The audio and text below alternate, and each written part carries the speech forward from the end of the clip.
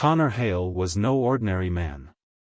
A decorated war veteran who had led his comrades with courage and honor, Connor had built his post-military life as the CEO of a tech empire, Bright Future Solutions.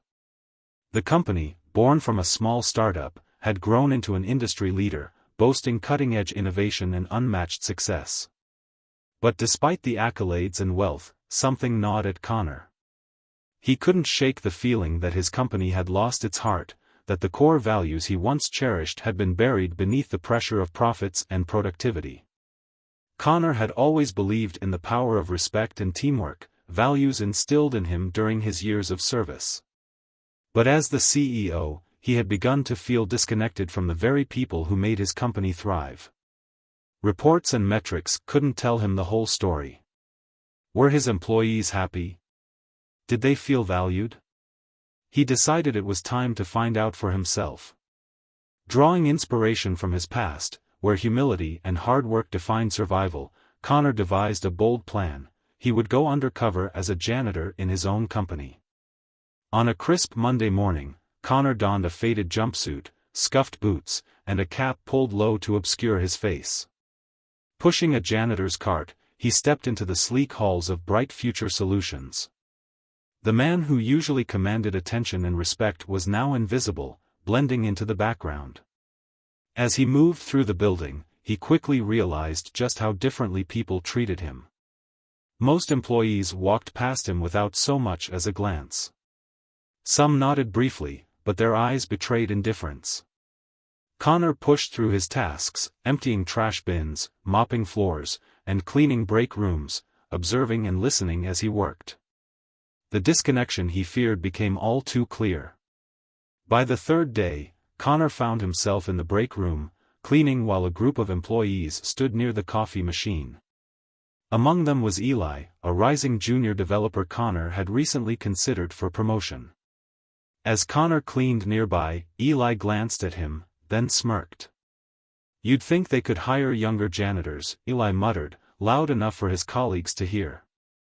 "This one can barely keep up." Laughter erupted from the group. Connor kept his head down, his grip tightening on the mop handle. Disappointment coursed through him. Was this the culture he had fostered? Yet, he remained silent, determined to continue his experiment. Later that day, as Connor was cleaning windows in a small meeting room, someone unexpected entered. Isabel, a customer support associate known for her soft-spoken kindness, stepped in with earbuds tucked into her ears. When she noticed him, she immediately paused, pulling out her earbuds and offering a warm smile. "Hi there," she said, her voice gentle. "Need a hand?" She glanced at the heavy bucket he was carrying. Connor blinked, caught off guard. "Oh, no, thank you," he stammered, playing the part. But Isabel wasn't deterred. "Nonsense," she said, grabbing the bucket with surprising strength. "You look like you've been working all day. When's the last time you took a break?" Connor hesitated, stunned by her kindness. "I'm fine, really. Just part of the job." Isabel shook her head and handed him a fresh cup of coffee from her own stash. "My grandmother was a janitor," she said thoughtfully. "People don't always notice the hard work behind the scenes, but I do. I just want you to know I see and appreciate what you do." Connor sipped the coffee, a warmth spreading through him, not from the drink, but from the sincerity of her words. In that moment, he realized that Isabel embodied the very values he wanted for his company: kindness, respect, and genuine care for others. The following day, Connor completed his rounds with a renewed sense of purpose. Observing interactions with a sharper eye, he noticed more about the culture he had created. While some employees were indifferent, there were others, like Isabel, whose small acts of kindness shone brightly. On his final day undercover, Connor waited in the lobby for Isabel to clock out. When she did, he approached her quietly, handing her a small folded note with a simple "thank you." She accepted it with a puzzled smile and tucked it into her pocket. The next morning, Isabel was summoned to the executive boardroom, a place she had only seen from a distance.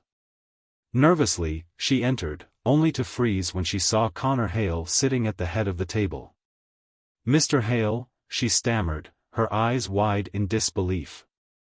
Connor smiled warmly, the same kindness she had shown him now reflected in his demeanor.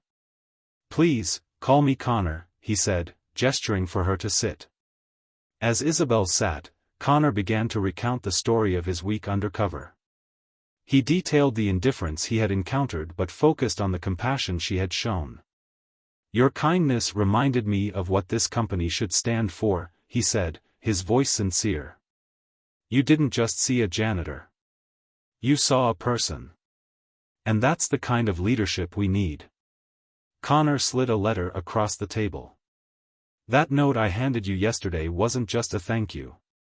It's confirmation of your promotion to team lead in customer relations, effective immediately, with a pay increase." Isabel's hands trembled as she unfolded the letter, tears filling her eyes. "Thank you," she whispered, her voice shaking with emotion. Connor nodded, his gaze steady. "No, Isabel. Thank you. You've reminded me of what truly matters." The story of Connor's undercover experiment quickly spread throughout the company, sparking conversations and inspiring change. Employees began to reflect on their behavior, fostering a culture of respect and empathy. For Connor, the experience was transformative. He returned to his role as CEO with a renewed commitment to building not just a successful company, but one that valued its people beyond titles and appearances. If this story inspired you, don't forget to like this video and subscribe to King of Tales for more incredible stories like this. Let us know in the comments, what would you have done in Connor's place? Together, we can build a kinder, more compassionate world.